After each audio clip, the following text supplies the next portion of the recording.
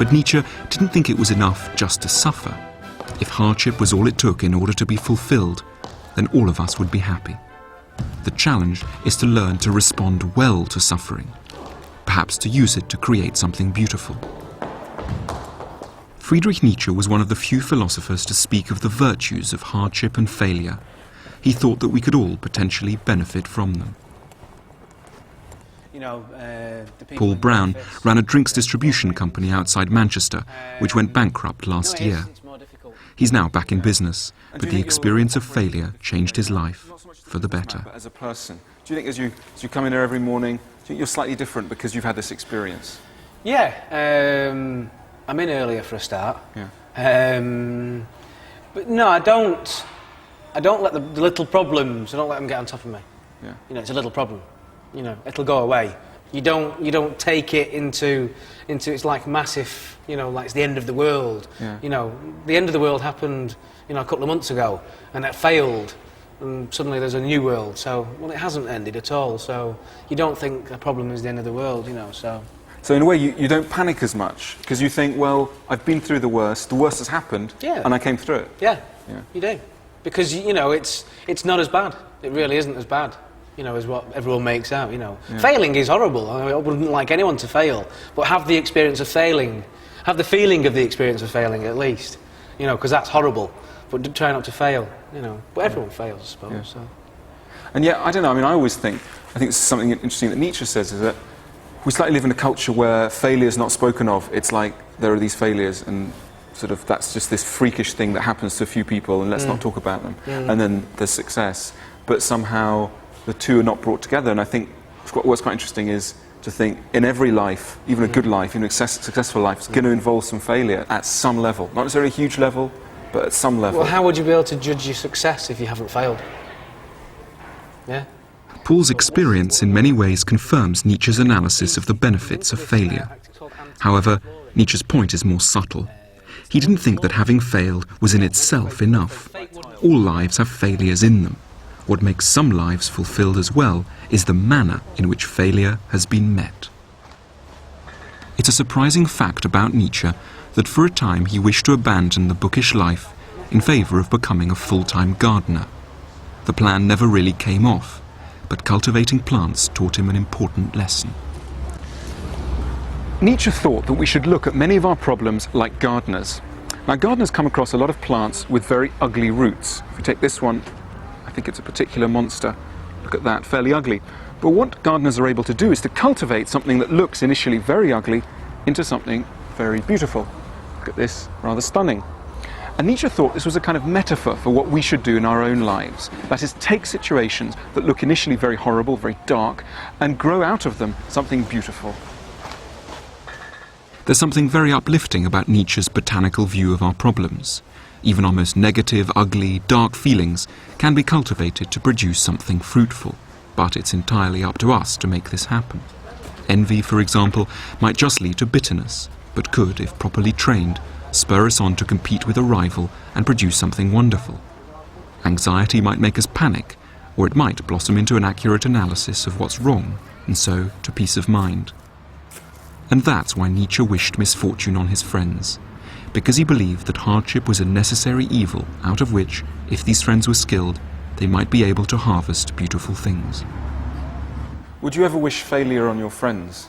No. The feeling of failure, yeah. Feeling of failure? The feeling of failure. Why? Because the feeling of failure is horrible, and the feeling of making it again afterwards, just it puts it into context on how bad it feels to fail. You know, so the feeling afterwards is so much better. Have you ever been to Naples? No. No. Okay, well, Nietzsche went to Naples, and Nietzsche says, in order to get great happiness from life, in order to harvest great happiness, you've got to live dangerously, he says. And he advises you to build your homes on the slopes of Mount Vesuvius, which is a slightly reckless thing to do. Reckless, but it's a beautiful view. You see the sea, you get a wonderful view.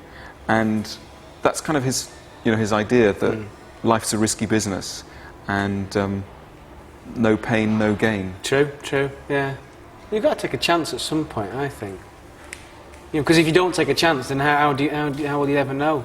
I mean, the views could be absolutely fantastic, but if you say to yourself, if it erupts, you know, but the problem's a landslide, well, you'll never know if the views are that good. And the views could, you know, make up for that risk, that danger. If Nietzsche gave some thought to what some good responses to problems might be, he also castigated what were, in his view, the disastrous ones. One of the worst was to head for the pub.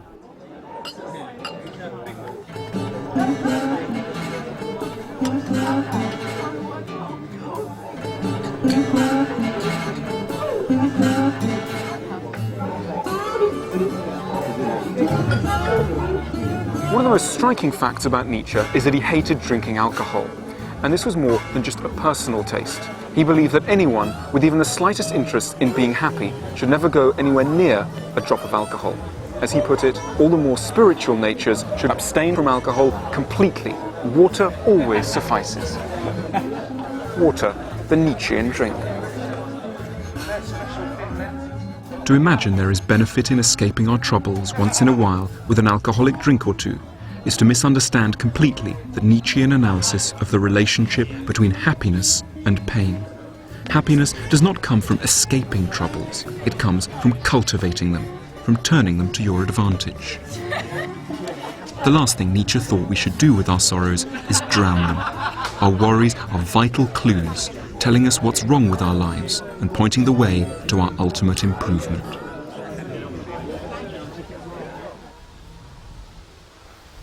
Nietzsche was born in the tiny village of Röcken in what used to be East Germany.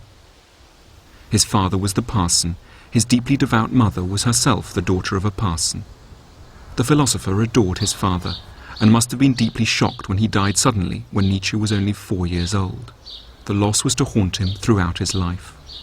One of his first actions when he finally earned a little money after winning a court case against a publisher was to buy a large headstone which now covers his father's grave. And on it Nietzsche had inscribed a quotation from the New Testament. Die Liebe höret nimmer auf. Love never ceases. A traditional Christian message. Even though Nietzsche loved his father deeply, even though he's buried in a Christian graveyard right next to his father, the pastor, Nietzsche had the greatest reservations about the kind of assistance that Christianity brings us when we're facing difficulties and problems.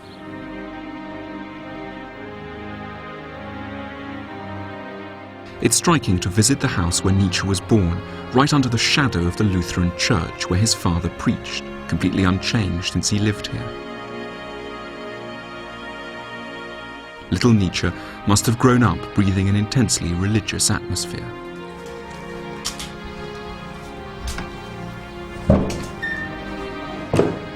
So it's very surprising to read the philosopher and find out what he had to say as an adult about his parents' religion. One does well to put gloves on when reading the New Testament. In the entire New Testament, there is only one solitary figure one is obliged to respect. Pilate, the Roman governor. And, quite simply, it's indecent to be a Christian today. Nietzsche was rather against Christianity for the same reasons as he was against getting very drunk. In the short term, going to hear a service in a Christian church may make you feel quite good in the same way as getting very drunk may make you feel quite good. But in the long term, Christianity, in Nietzsche's eyes, dulls pain. And in this way, it also dulls the energy that pain can give us to overcome problems and so reach real happiness. There are undeniably certain differences between a pub and a church. But Nietzsche insisted that there were great similarities between the consolation available in both places. It seemed to him that the New Testament tried to make us feel better by saying that many things we thought of as problems are not in fact problems at all, but rather assets. To anyone worried about being too timid, the New Testament advises, "Blessed are the meek, for they will inherit the earth." To anyone worried about not having any friends, the New Testament says, "Blessed are you when men hate you, when they exclude you and insult you." And to anyone who worries about not having enough money, and who envies those who do. The New Testament has these